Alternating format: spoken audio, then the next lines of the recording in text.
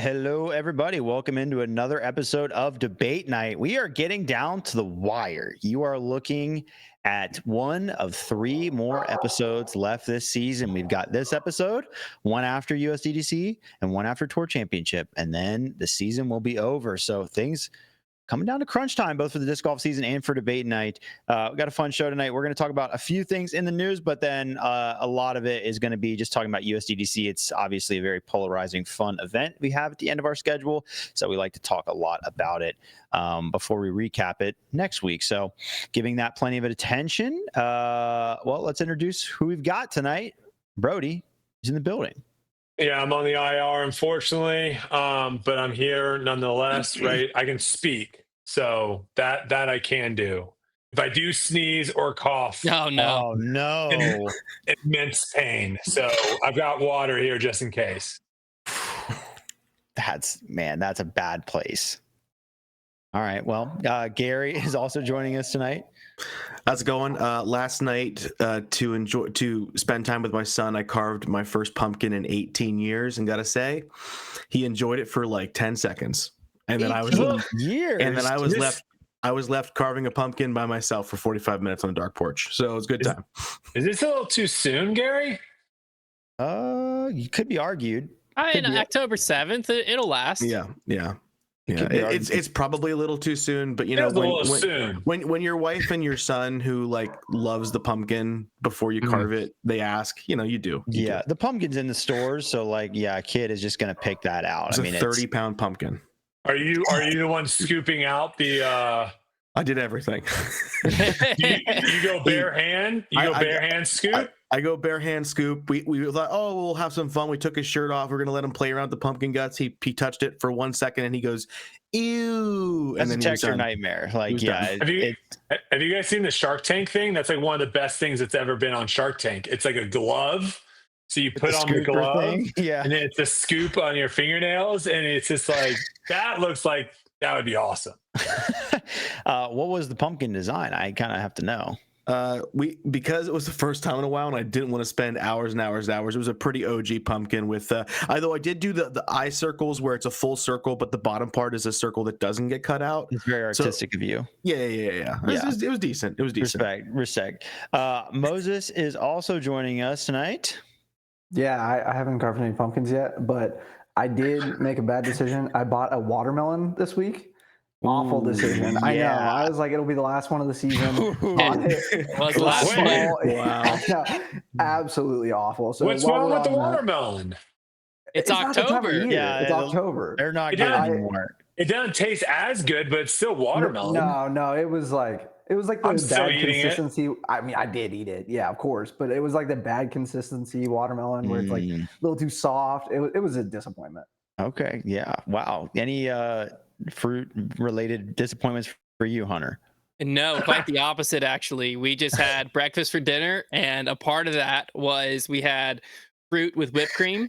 And Liz just cut up bananas because that's the fruit we had, and then she homemade the whipped cream. Basically like a banana pudding. It was freaking incredible. That's not fruit with whipped cream. That's just banana pudding, basically. It was fruit with whipped cream, and it was insane. So banana pudding might be, if not one, definitely top 3 favorite dessert of mine. I'll have to have Liz make her banana pudding for the Heiser Club Championship this year. Is that the Biscoff one? It's best banana pudding of all time. Put the wafers in it. It's got Biscoff cookies and it's wafers. Really good. From the airport? Yeah, the very same. Yeah, it's very good. It will I've never seen them anywhere else. I've only seen them on airplanes. We have to fly a lot to get enough for this recipe. It can be tricky to find, man. I had to find them at Kroger once, and it turns out there was a specific Biscoff section in our bakery, just where all the Biscoff branded things were. Yeah, they also have cookie butter. Stuff. Not a sponsor. Okay, disc golf. Let's talk about disc golf. Disc golf? We keep talking about disc golf. They're kind of close. If you care about that. First things first, the Disc Golf Pro Tour announced the purse for the Tour Championship. They just kind of threw it out there. And it was noticeably lighter than years past, $50,000 to be exact. Does this decline in the purse raise any alarm bells for you? If not, how far could things slide before you are concerned? What are you thinking about this purse announcement, Brodie? Yeah, I mean, you're always going to compare purses to the previous year to kind of see how it's headed, and obviously, you always want to be headed in an upward trend versus a downward trend. But a couple of things from this post. One, Barbasol is still the title sponsor. So I think that is still the biggest thing, that they have been, I believe, the sponsor for definitely 3 years, maybe 4 years now. And so there is some sort of return, or they are enjoying their partnership with the Disc Golf Pro Tour. So that, I think, is the positive. If it would have gone down and it would have been like a new sponsor, then I would have been a little bit more concerned, because now it's like, all right, Barbasol decided it wasn't worth it, and then they got someone else in. Maybe that is going to be a 1-year deal, and then you're just going to be constantly searching. I didn't see any other sponsorships either. So I'm curious if there's other money funneling into this, or is it simply just Barbasol? The other thing to take into account too is this year they're going to be playing Saturday and Sunday at Ivy Hills Golf Club. Shutting down a golf course for Saturday and Sunday, the more expensive days, or the more days that people are actually trying to go golf, that's got to probably be a little bit more expensive. And I don't think the alarm bells are going to go off until we see a non-outside disc golf sponsor. Like, if that goes away, and like next year they're just like $150,000 and Innova is the title sponsor, then that might be some alarm bells. Yeah, really good point on the golf course rental. That is definitely a good theory there. Gary, what do you think? First and foremost, we just don't have the numbers from the Pro Tour to make too many assumptions here. We don't know what the finances are, and that alone makes it hard to speculate anything about the state of the DGPT. And we've seen purses fluctuate from year to year, and this is just a rehash of the conversation we had last year, where we saw the purse drop from $40K to $35K. And similarly, we saw the world's purse drop this year, but that was more of an allocation to a different bucket. We had UC explaining that, but we don't have Jeff Spring telling us where this money is going. They are guaranteeing $2K per player, but it's actually like $1,500, because each player has to pay $500 to play in the event, which seems kind of odd that they're saying, give us money, we're going to give it right back to you, though. It's kind of almost like they're inflating the purse figure. But inherently, does that raise alarm bells? No, not necessarily to me, because the bubble happened a few years back, and it's not surprising to me that companies overspent and kind of overpromised, and rather than modulating the payout slowly over time, they bounced them up, I think, too quickly. And they created an unsustainable goal for themselves that they had to keep hitting. And we said the same thing last year, which was, if they can just keep this up, then we'll be fine. But they need to, get more people watching their live broadcast. They need to invest in better sponsorship acquisitions. They need to stop making 100 different changes every single year. And I'm going to say the controversial thing: should the division with half the field size be getting matching payouts? Where's the viewership going to be allocated? I like the winner on both sides getting the big check, but I think the MPO purse could easily be $35K again by adjusting the payout structure between both divisions, which is crazy, because I'm normally a huge proponent of FPO. You might be honest with them and just charge them $5,000 entry and then hand them back $7K, and they can make the purse go up, infinite amounts. It's really a beautiful thing. Moses, where do you sit on this one? Yeah, I mean, I don't think it's alarming right now, but I think it definitely could be. I think it's still the effects of a poorly managed COVID boom. You guys talked about this a little bit on Grip Block, but it's the rapid expansion right away. There was no forethought. There was no thought of, well, is this going to last? And I mean, even looking back to 2021, this was, in the heat of the COVID boom, it was 250K. So it jumped quite a bit. 2022 jumped up to 300,000. And these were during a time in disc golf where it was at its peak. Like, we thought, disc golf was going to go to the moon, and that growth was just way too rapid. I mean, even looking back before COVID, 2019 winner Chris Dickerson took home $2,500. Ricky, 3 years later, took $35,000, 14 times what Chris made. And that's crazy, because disc golf is not 14 times bigger, and the purses in general are not 14 times bigger, and they shouldn't necessarily be. It's just an unsustainable figure. And like Gary said, it's kind of hard to look at it in depth without the finances, which we're never really going to get. But I think that we are kind of like almost bottomed out. Like, I don't necessarily think it's going to get worse than this. And if it does, that's when the alarm bell rings for me. Like, if we next year drop from 250,000, that's when things are big. And kind of like Gary said as well, like I want to give them props for giving each person $2,000 because there's a lot of players on tour this year that are talking about how they may not be back next year. You know, we've heard Chris Clemens, Ben Callaway, Sullivan, Tipton. They've all talked about possibly not touring next year. But this is even down from 2022 when they were guaranteeing players 2,500. You know, like that has dropped as well. And so if it continues to drop, that's when I'm going to be pretty worried. Yeah, you'd like to think that if they're going to drop it by 50K, they're finding a floor that it's sustainable, that it doesn't have to go any further. Hunter, how do you see this issue? Do you think it is reason for alarm?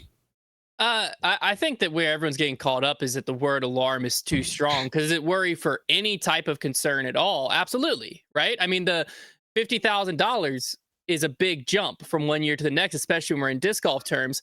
And I think that what is the more concerning part is if it's to Brodie's point, we had to pay $50,000 to rent out the golf course and it's the exact same purse. That's a really easy interview, article, press statement release. Would it be the best PR on, the location? Probably not. But I'm just saying, like, if it's something like that, then it's the Pro Tour's fault for bringing this on themselves, for not having more transparency, because then it's going to lead us all to speculate that, whatever, from my understanding, the Pro Tour Championship purse comes from a bit all season long. And so if all the purses are net down, then of course this one's going to be down as well. The other thing it could be is maybe the viewership has been trending down. And so, yeah, they landed Barbasol, but Barbasol is cutting a much smaller check. And all of a sudden they're stretched even thinner to even reach this amount where it is even like close to the same area. And that's even a bigger alarm bell. So I do have to agree with what Brodie and Moses said, where Brodie said when non-outside disc golf sponsor's gone, yeah, that'll be panic time. And the same thing with Moses if it keeps going down. But I slightly disagree with Moses, because I don't think we really have a reason to believe it's not going to keep going down, because how do we know this number isn't still overinflated for where it should be? These are the same people that were managing it 3 or 4 years ago when it was. Who's to say it's not still? Yeah. It is also interesting. Like we expect the outside disc golf sponsorship at this event, but like this event isn't, when Worlds gets a sponsor that's maybe outside of disc golf, it's like, okay, yeah, the World Championship generates so much more eyeballs than a lot of other things. But the Tour Championship is the playoff sponsor, right? Right. They overarch the playoffs. So they get 3 tournaments. But I'd be curious to know how much of the package hinges on the Tour Championship as an event and how much Barbasol values that. Or is it, are they just, because have they always done all the playoffs? I feel like they came in just doing the Tour Championship. First year might have just been the championship. I don't really know the playoff format from years ago.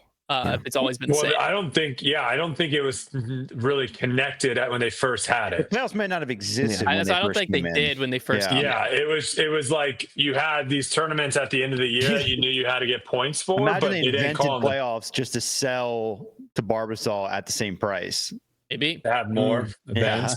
Depends on how many close shave replays there are. It's a good point. It's kind of interesting as well, because like we don't have a whole ton of outside disc golf sponsorships, and like I know you guys have talked about it, but it's like this is not the event that I would necessarily sponsor as an outside sponsor. Like the Pro Tour Championship, the purse is big, but it's like this isn't the event that's most spectated. It's not necessarily the one that people look forward to the most or have consistent history with or anything like that. It's kind of and it'd be one thing if the purse was like dramatically bigger, but now we have some pretty big purses at the majors where like the number doesn't jump off the screen at you. I mean, it's really not that much now, much more than some of these other events. So it's not like it's $1 million purse. Like as a company, you're really making this like special purse edition. But it's interesting. Hopefully this is where it bottoms out and we can start moving in a different direction, even if that is horizontally. Okay, well, talking about another tour that maybe not be headed in quite as good of a direction. That's up for debate.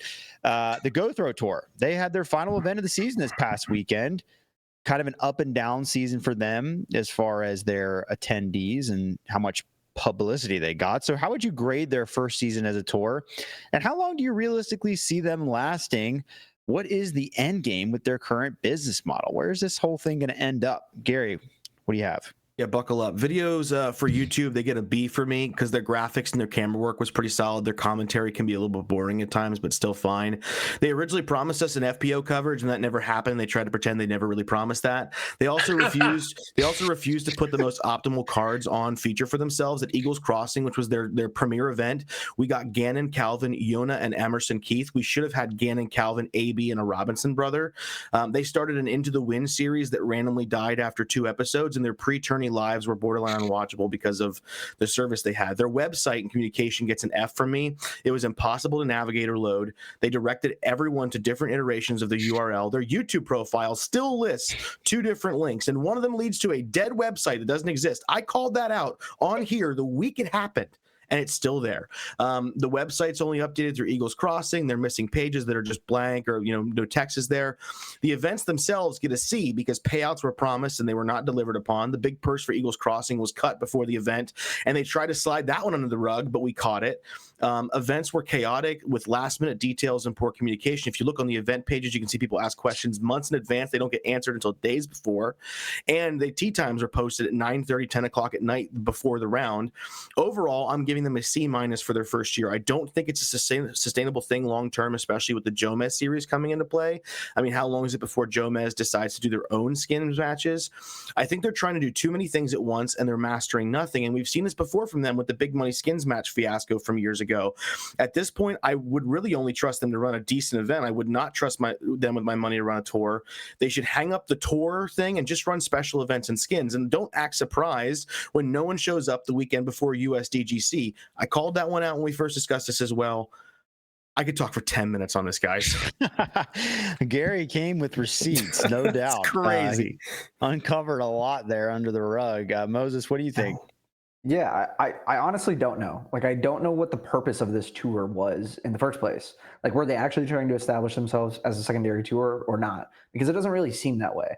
They did poorly across the board, like Harry said. Obviously, I'm not going to repeat all of that. But my point that I'm going to point out is the first event of the season had over 150 players at Hideaway. They had Gannon, AB, Adam, great coverage, right? People are going to watch that no matter what. The finale had 35 MPO players, and Austin Turner and KJ were like the most prominent disc golf pro tour players there, which they're great, but that is not, Gannon AB level.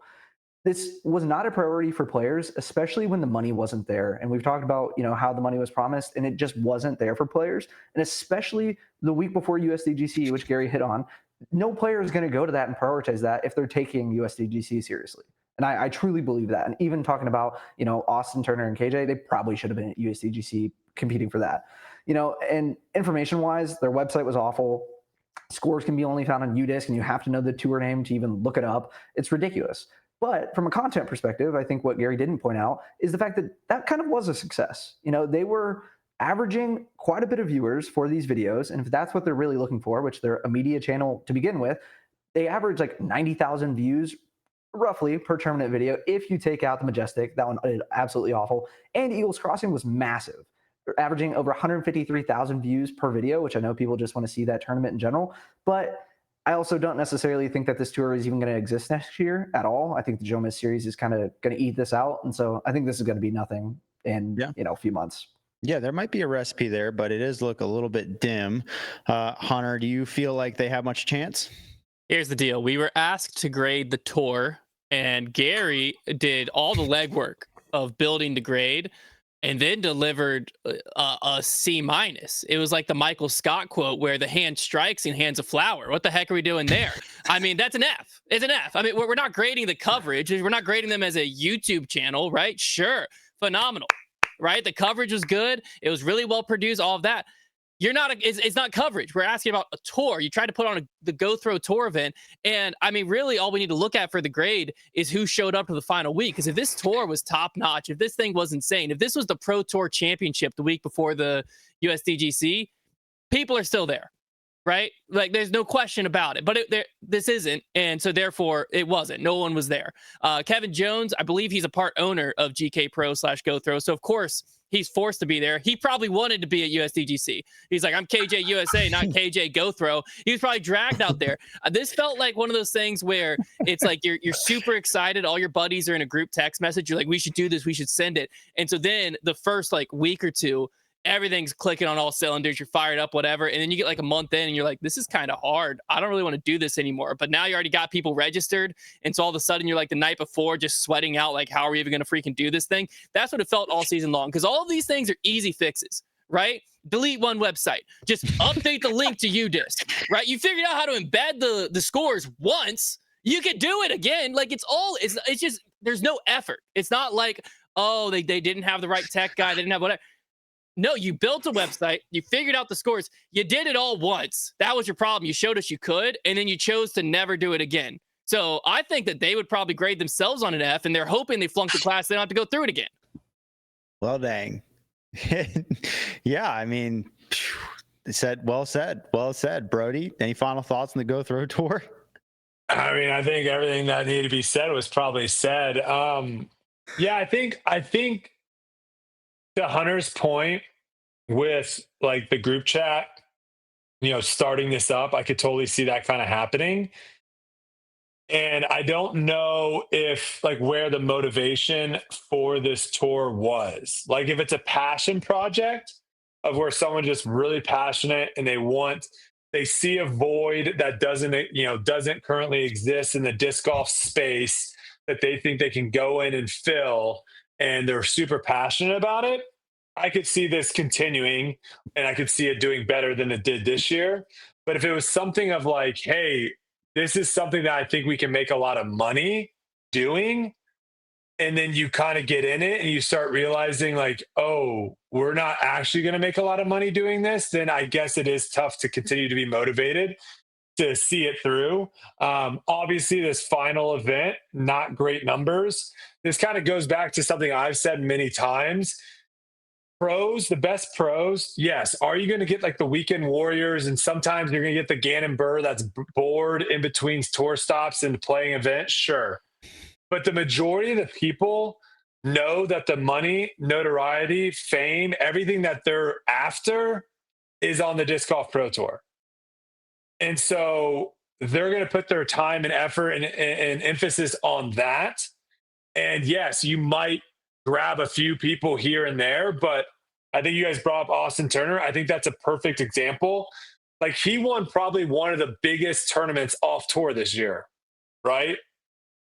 That really didn't elevate him anywhere compared to like Ezra's win that Ezra had on tour this year, right? Those two things aren't comparable at all, even though the fields probably aren't that far off from one another. And that just shows you that the best players are going to continue to play on the best tour. It's just what it is. Unless you pull them away with money, like Gary was saying, which apparently they didn't do. Well, the recipe is pretty simple, which is really good venue, like a Phaler or an Eagles Crossing, plus considerable purse enough to convince somebody equals that equals success for them. Like that equals a lot of views, good people there. But the second you don't have that, especially to kind of outweigh maybe scheduling inconveniences with the tour and getting in the way of practice, you're not going to get it. Like you cannot have an event that lacks in purse or venue at all on this tour. There's no room for it. How many players actually knew what the purse was when they're signing up? Because like, I have no idea. Unless you're in the know and texting one of the guys running the tournament, the information's not out there. Like at least PDGA events, you have to like declare added cash. Well, so at least like there was like marketing, but like then they didn't even live up to that. When we saw but I'm saying that might have got people registered though. That's what I'm saying is like for this last event, like you can't find information if you want to about it. So I don't know how maybe the players have like an inner thing. Out for the last event? The only information you have is the picture of him holding up the $100 bills, and if you count them, you can see how much he won. At one point, Greg Barsby was trying to make a putt, and Luke was like, "This putt is for multiple hundreds of dollars."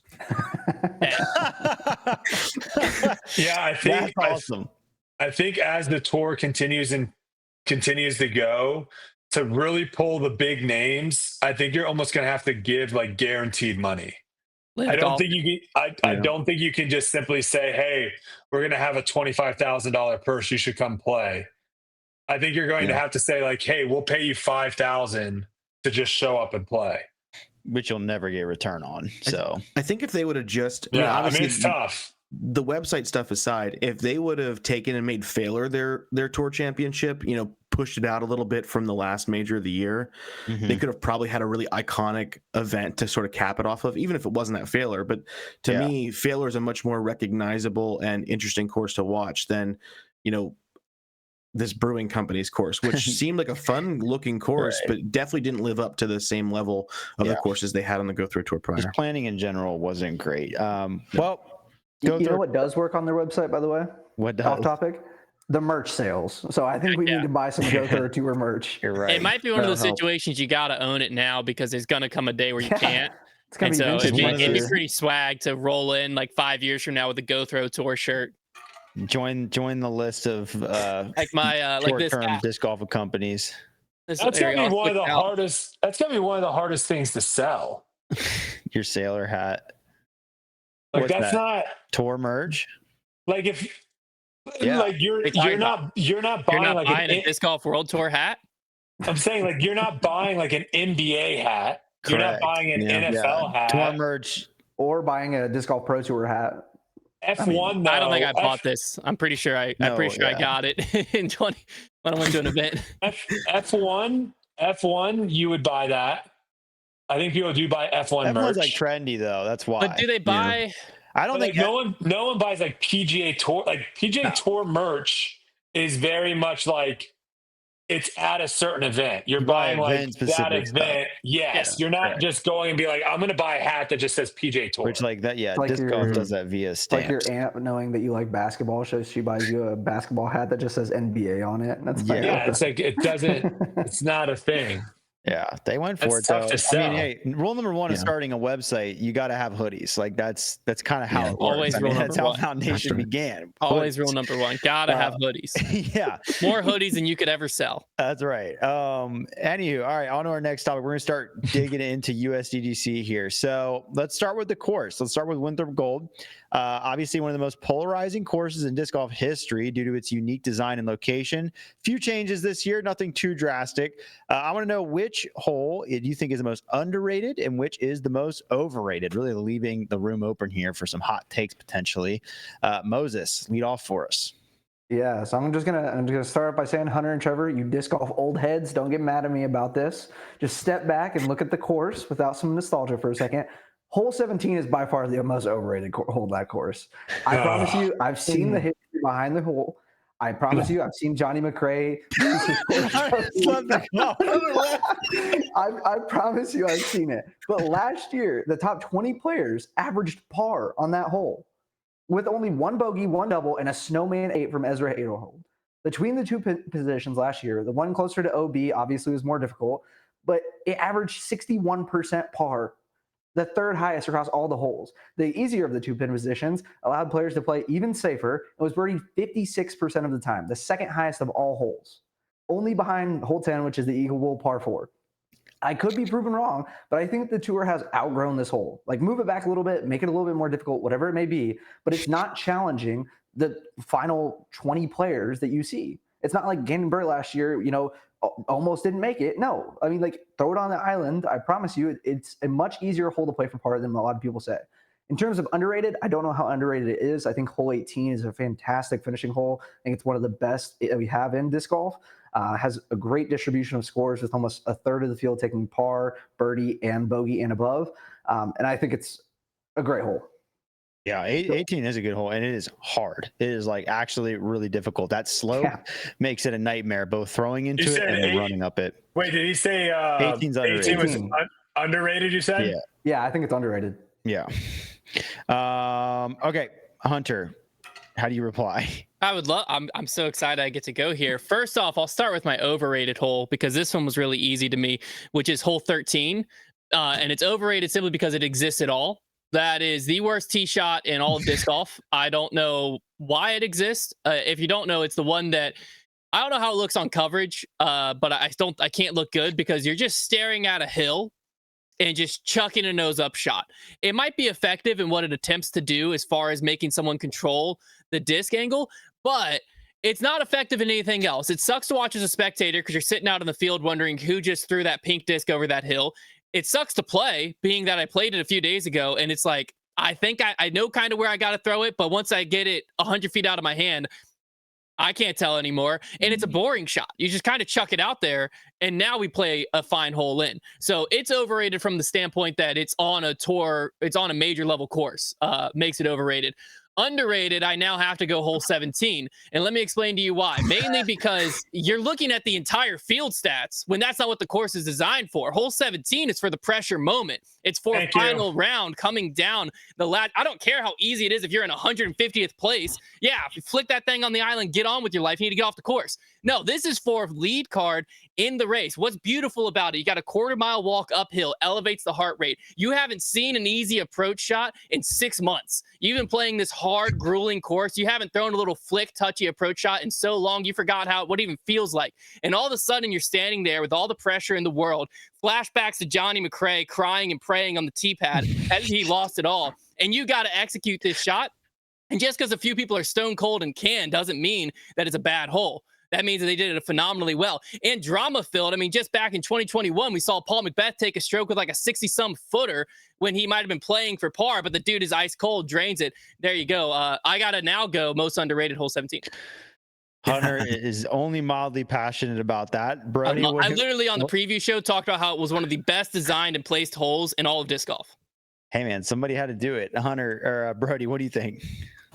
Just did my research. I'm looking at hole 17 footage from last year. No wind. Final day. Flag was still as molasses. You're telling me if that wind is 10, 15 miles per hour like it normally is coming off that lake, that hole doesn't all of a sudden become super electric? Also, just watched Ricky fail to make the island.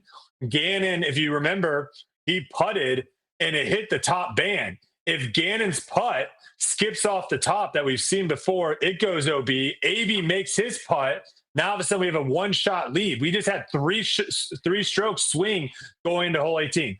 Hole 17, I just have to get it out there. Terrible pick there. Also with a terrible pick, hole 13. I'm going hole 13 as my most underrated. Why? Why? Which is perfect because Hunter thinks it's terrible. Only 4 holes last year in the final round averaged over par. 17, obviously. 3, makes super sense, tough hole. 12, we see blowups all the time. People just throwing their entire bag there. 13 was the only other hole that played over par, okay? The tee shot, Hunter, the tee shot, you can go big highs are safe, but it makes the next shot really, really challenging. Or you can go like a big flex shot over the left. When people do that and it hyzers out too much, it goes into the woods on the left. It ranked the toughest hole out of all of them, only 11 birdies. It ranked the toughest to get into Circle 2 in regulation. Only 19 people threw it into Circle 2 in regulation.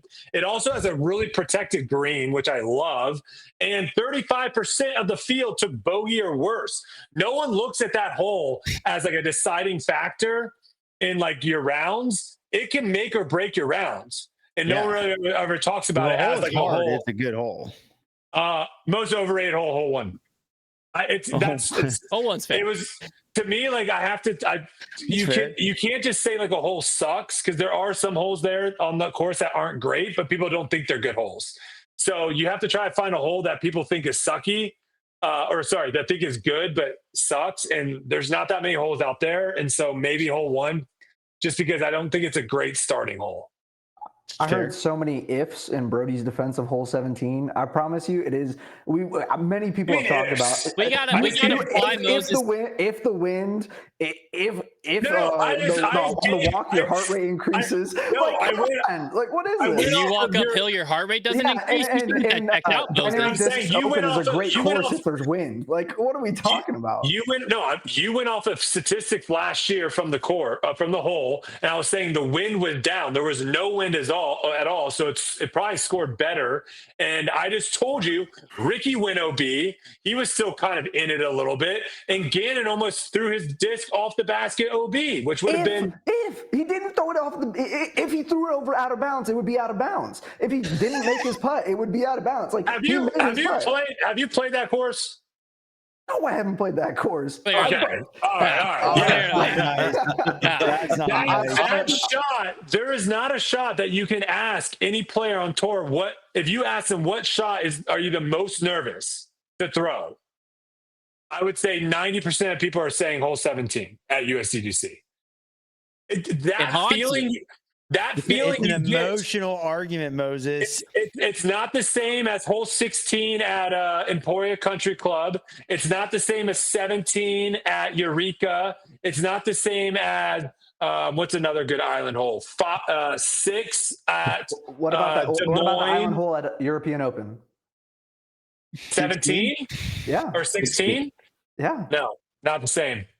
I think the beauty of it is a weird. It's a 16 at. Sorry, Hunter. 16 at European Open. You're throwing a full shot. You're throwing a shot that you probably have thrown a couple times that day. When you get to 17, all of a sudden you can't throw a full shot, and that's why the guys that want to throw a full shot and go like super overstable, if they juice it with all the extra juice. Also, by the way, you have to walk 5 minutes to get to that hole. That's another thing that's not discussed enough. The walk to that hole and it's having to think about it the whole time. Beautiful. You want to make sure you try to go to the bathroom so you can break it up. There's a couple porta potties on the right. True. Go to the bathroom, break up the walk, make it a little easier. It's just you will not find another hole that puts that much fear into people. And I mean, you watch people throw the shot and they're relieved when it lands on the island. Brodie might be number 1 hole 17 defender. All right, Gary, we'll get to you. What do you have? I feel like a lot of the holes at Winthrop are rated relatively well, so I'm going to rate them compared to the average. That's why a hole 18 can't be underrated. If I'm going to think about the course and the way it's played, I'd actually say the hole 14 is underrated in my opinion. And I know that a lot of people like hole 14, but compared to other holes, I think it's really easy to forget. And there are a few reasons that really, really stands out for me. And I think number one is its position on the course.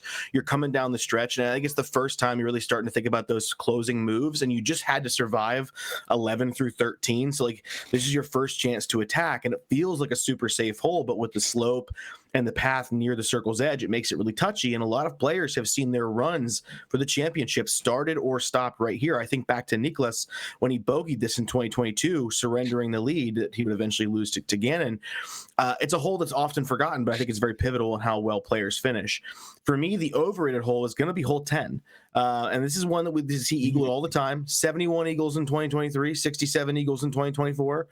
When this hole is played safely, I think it's really boring to watch. And when it's played aggressively, I mean, while eagles are definitely cool, you know, missing the green puts you at a reasonable drop zone. And I don't like players getting hyper aggressive to still be able to save par. I think, have players blown up from the drop zone before? Certainly. But I think it's just too easy of a hole. And it's the easiest hole on the course, immediately following the second easiest hole at 9. So I'd like to see more teeth brought back into this one. If they add like a B position in the long straight position off the tee, that could add some diversity that I would like. Yeah, I think if they didn't make the par viable, though, no one would really go for it. True. I agree. That's why I think it's so hard to pick an overrated hole on this course for the reason that you mentioned about hole 1. There's not many holes that are like people just, the course is loved for a lot of reasons. Yeah. I would just like to see a bit more teeth added to this one. And I think that, I don't know if you ask. Go ahead. You'd have to almost make the birdie play more challenging. Yeah.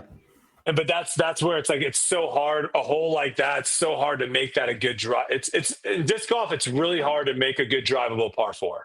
It is. It really is. I think 15 is overrated because I don't like how random the green is. I don't like that 2 guys, you can go all the way back to the fence behind the trees and have like a lane to the basket, or be like, there's not a whole lot of direction as to where you get good putts at. They just kind of, if you stay short there, you're fine. There is a good spot. It's like, all the bad shots, which is a lot of them approaching that green, it's really random. I don't know, it just doesn't do a lot. But that's why the drive's really, really important. Because if you get a good drive, you can throw a pretty easy like little chip shot up there and have a putt. But if you throw a bad drive on that hole, then you're just chucking something and hopefully getting something up there. Yeah, no doubt. This is a great question. It's really tough it was really tough to come up with some overrated holes. All right, well, let's move from the course to the field and talk about some predictions here for USDGC. A lot online lot of narratives at play here, and certainly some that are expected to perform better than others. So I want to know who's your favorite to win, expected to underperform, and your dark horse pick to win, somebody that could really sneak from under the radar at USDGC, and why. Hunter, who do you have? Favorite to win, Gannon Burr. I mean, what are we doing there? It's unfortunate for everyone else. I had to go first. Go ahead and give me that point. Best answer, favorite to win, Gannon Burr. I'm waiting for the point. There it is. Sick. Okay. Expected to underperform. I thought about this one for a bit, and I think I got to go a little bit of a chalk answer here. I think I got to go Ricky Wysocki, and underperformed to his current standard at this course. He has finished inside the top 10 with one exception for a decade, and that one exception is 11th place in 2023. And so when you're that consistent and that good up here, it's expected that you're going to be in the top 10. And I think he's not going to be. I'm expecting a 15th to 25th finish for Rick. I think really what it's going to come down to is he's still nursing that ankle from Maple Hill. Obviously, he's had time to recover, but that's going to be something in the back of his head. And then the pressure of the winless major drought and the trying to keep his streak of wins alive for the year over year. I think that's just going to cause a little bit of a flat start. And I think if he gets a flat start, he could get down to the dumps pretty quick. And so I'm expecting him to underperform. And dark horse pick for the win is Sullivan Tipton. Mainly because I've seen when this guy gets hot, he can get real hot. I love a hot forehand player at this course. That we've seen that happen before. And he's had several moments where he's gotten really streaky. And so I think if things kind of break his way, he could get in the mix. And then he's been in the mix enough this year that who's to say he doesn't put it all together. Yeah, he'll be an interesting one to watch. He's had some moments this year, no doubt about that. Brodie, who do you have picked? I'll start with dark horse pick first. That was a good one, Hunter. I was looking at it. He just doesn't seem to be playing that great right now. He did have one good finish, I believe, 2 years ago, where he finished 12th. And I believe he was on final card after round one or round two. But I think he is, I don't know, he could be, but he is one of those people that can just come out of nowhere. So we'll see. My dark horse pick, I think, is someone that wouldn't have necessarily been a dark horse pick a few years ago, but certainly is a dark horse pick now, and someone that people aren't really talking about, but I think has a legitimate chance to maybe get in the top 10 and maybe contend to win. I'm going Chris Dickerson. This is someone that actually has won the tournament back in 2020. He had 5th place finishes in 2019 and in 2021. So he's had a couple years in a row of really good success at this course. Last couple of years haven't gone that well for him, but we have seen. What is that? His USDGC champion rock. Oh, there you go. Man. We have seen some decent finishes from him this year. So we have seen some signs of him being back in good form. It's just not consistent. So we'll see about that. Obviously, best player in the world, Gannon Burr, favorite. He's won 2 of the last 3 times. The only downside is ratings don't count in this tournament. So is he going to be motivated? Is he going to be motivated? You got something to think about. Good point. When you've already won everything and there's only one thing left to win, does it matter anymore? That is the question. Gary, I sense one of your picks was stolen there. That was close. It got close. I mean, there's a couple close ones, obviously. But my favorite to win is boring as well. It's going to be Gannon Burr. I know that we've been saying that for the past several weeks in a row now, but Gannon did take the weekend off. I think he's readying himself for this one. And his last 2 wins here, or his 2 wins here, he put up a 33 under and a 32 under. I'm going to predict a blistering 36 under to win this event. He's going to cap off the season in dramatic fashion. Underperformance is definitely an interesting one. If you look at the last handful of years, there are only 2 players with average finishing positions of less than 6th, and that's Ricky Wysocki and Nicholas Antala. And I'm predicting an underperformance from both of them. More specifically compared to their average, kind of like Hunter said, I think Ricky will be a top 20 finisher, and I think Nicholas will be a top 15 finisher. They both set up really well for the event, but I just don't see it happening this year for either one of them. Ricky's too shaky with majors, and the expectations are going to be too high, and Nicholas just sometimes disappears in events like an MVP, and I think it's not going to be his weekend this weekend. For my dark horse pick, I'm going to go with someone who, historically isn't really a dark horse pick, because his average finish here is typically very great. I'm going to go with Joel Freeman. As crazy as it sounds, he's averaged better than 10th the last 5 times he's played it. It's a dark horse thing for him though, because he's in 95th place right now. He's only played 4 events, but he's relatively unproven this year. He plays really well at USDGC. I think he's looking pretty good. Also, regardless of whether you think he's a dark horse pick or not, I think we're getting a first time winner this year. And I also like Sullivan Tipton and Mari Villman. So there you go. First time winner this year.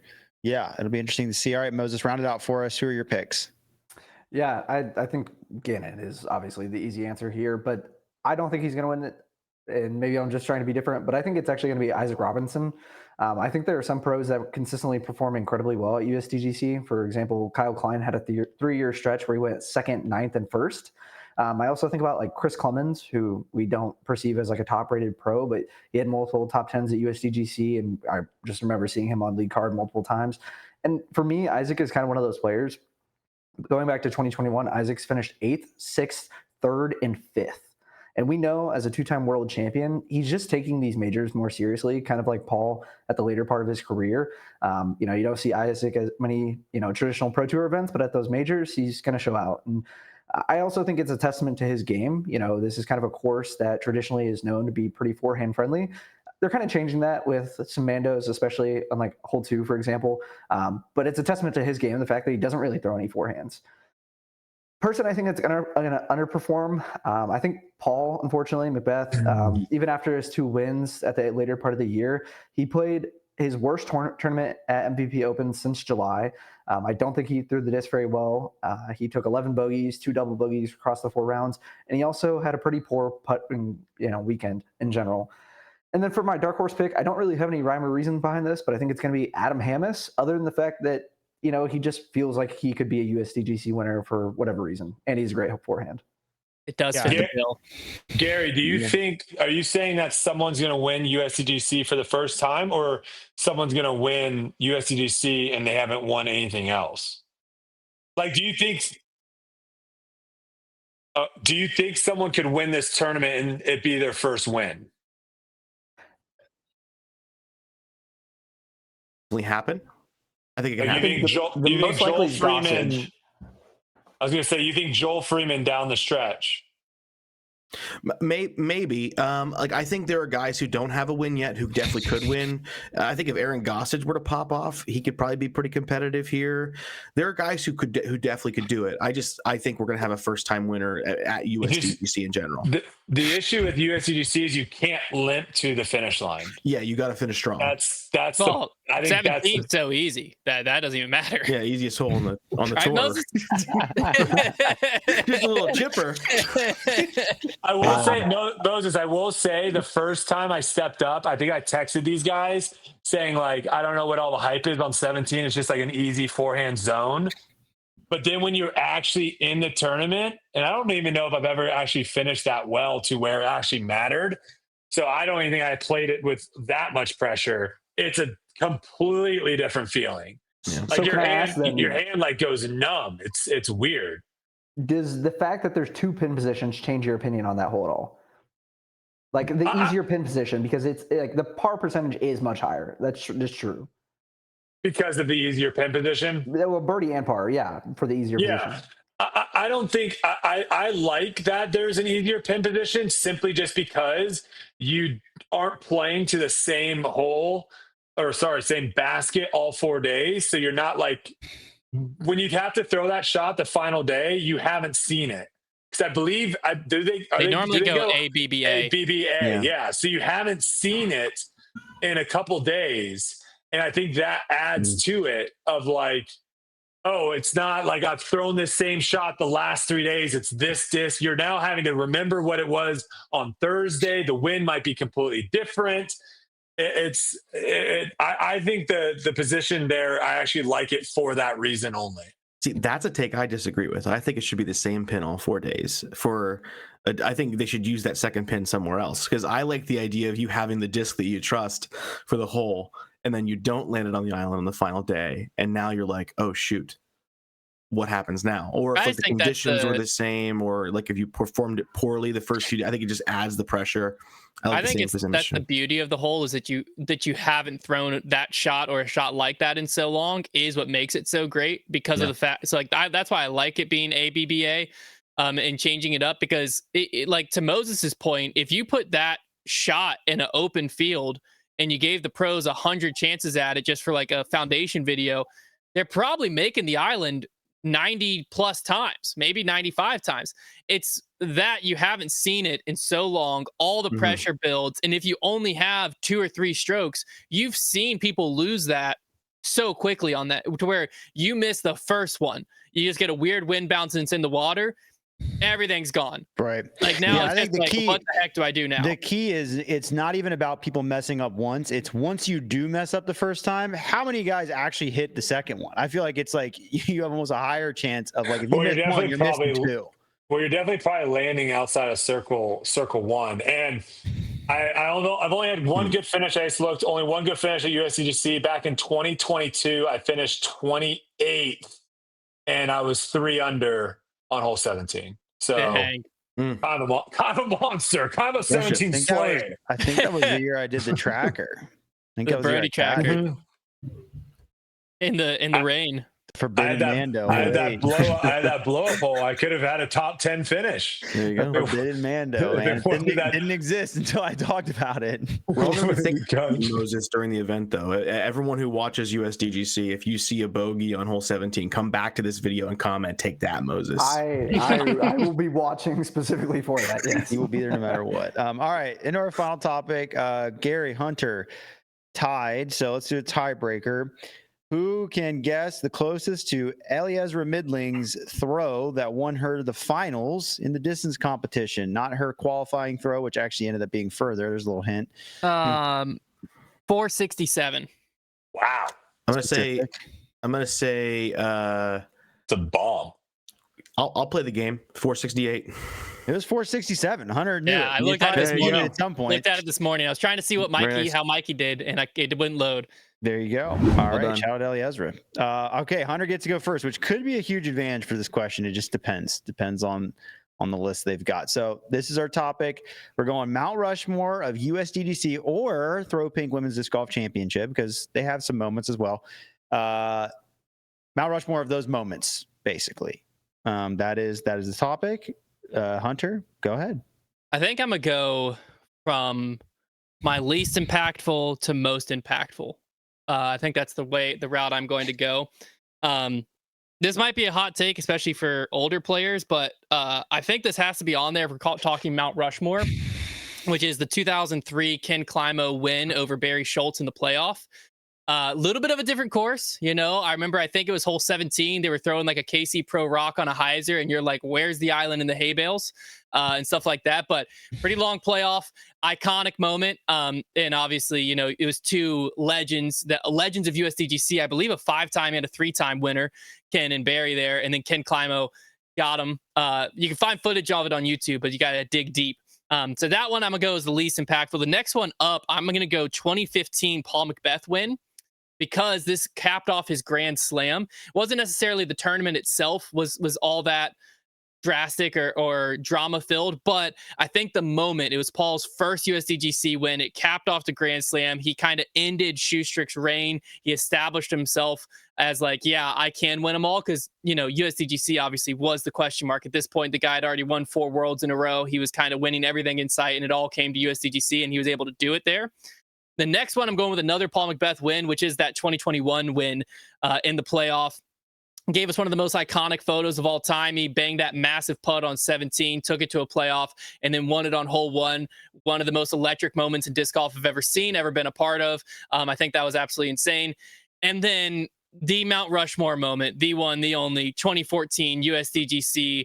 I don't know if I can take the whole thing, but I would like to if I'm able to, which is the Johnny McRae collapse, the bounce back on 18 to get into the playoff with Paul Macbeth and Will Schustrick. And then all of a sudden you have the Schustrick, misses that putt on 18 to win it, I think twice. He missed 2 short ones, if I remember. He's distraught. He's basically crying. It looks like this is the moment Paul Macbeth's going to get his first all for Shoestrick to still clutch up and win it on that hole one. There's nothing like it. That is if I want to show someone one video on YouTube of disc golf, I go 2014 USDGC back nine and just say, watch this. Yeah, I mean, obviously the holy shot exists now, so that kind of trumps. But other than that, it's the best finish to a disc golf tournament ever. I mean, it is absolute theater.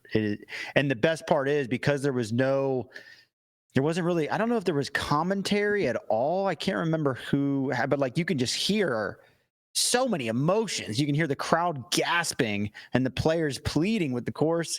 It is a great one. Okay, Gary, anything left for you? I think this was a matter of whoever went first, and game has to respect game. I wrote all 4 of those. I wrote them in that order. I even have that the course was not the same for Schultz and Climo. Yeah. I wrote down that I wanted to take the rest of the finish after the Johnny McRae blow up on 17. I even have written down one of the most iconic pictures of all time for the 2021. Dang, notes stolen. So, I mean, honestly, that's an incredible, that is the correct answer. There are other, I think, good iconic moments, so I'll use the rest of my time to highlight a couple. I think the car going into the lake is a really interestingly iconic moment at USDGC. I'm a huge Nate Sexton fan, so when he got his win there, that's a big moment for me as like a fan. I wouldn't call it like iconic necessarily on any kind of Mount Rushmore. I think the hurricane year, with Germ winning it one round short, the big question of would Ricky have caught Big Germ? That's a great one there, but nope. Game respect game. Hunter got this one. Well done. Well, you know what's here's one that I like is Nico albatross skip shot and then jumps and toe taps on the tree bar. Yeah, parking lot. No one said the Calvin Heimberg greatest push ever. He was in the wet Calvin round. Wet yellow polo where everyone was playing terrible and he was birding. If it's almost like is he the greatest player in the world? If there was like a second layer of Mount Rushmore where it's like, okay, you can't have the obvious ones, then like that would be a part of that. That moment, we were all like, what is he doing? Like, why does this guy have a rain jacket? He looked like a drowned rat. That was crazy. If Gary went first, because I knew those were going to be taken. There was only 4 right answers. If Gary went first, my 4 were going to be the car in the lake, the Jonathan Poole bringing the money in on the motorcycle, the Ben Climo doing like Snow Angel in the money after he won on the table, and the Big Germ ace across the water. Like non-event for Big Germ has done that twice now. He did it at Ledgestone. That was crazy too. That man is insane. I'm still waiting for the day we get a huge ace on 17 like in tournament that matters, because I feel like it's coming, because a lot of discs do buzz the tower on that hole. Pink Shoe got it, but that wasn't like right, but it wasn't in the heat of it. Like one of these days somebody is going to like down the stretch ace that hole and it's going to be insane. It's going to be insane. When I was looking at stats, it's like one of the least parked holes on the entire course, obviously, with where the basket is. Bad shot basically to park it in the one pin. The Throw Pink Women qualifier, Eva, the like 12-year-old, she threw one of the scariest shots to qualify. She threw the backhand turnover and it flexed back and just caught the corner like 5 feet in between the basket and the water, and that's what qualified her. You included Throw Pink in there, so I guess we could have put in like the Holland Hanley situation. That was also that was a moment. That was a moment. But should be great. Looking forward to it this weekend. Make sure to come say hi to us. We're gonna be there Friday through Sunday, Hunter and I. So come over to the foundation tent. Say what's up. We'll be there watching some great disc golf. Hopefully, Hunter, congratulations on your win tonight. Only a few more wins to grab this year. So guys, if you want to submit topics, unload the clip. You can scan the QR code on the screen. Like I said, we have 2 more episodes after this. Then you know what it is. So where's my QR code? The off season, baby. QR me. There it is. We're almost into the off season. So go ahead and just start spamming topics if you want to get them in, or you're going to have to wait until next February. But thanks for watching, everybody. We'll see you next week.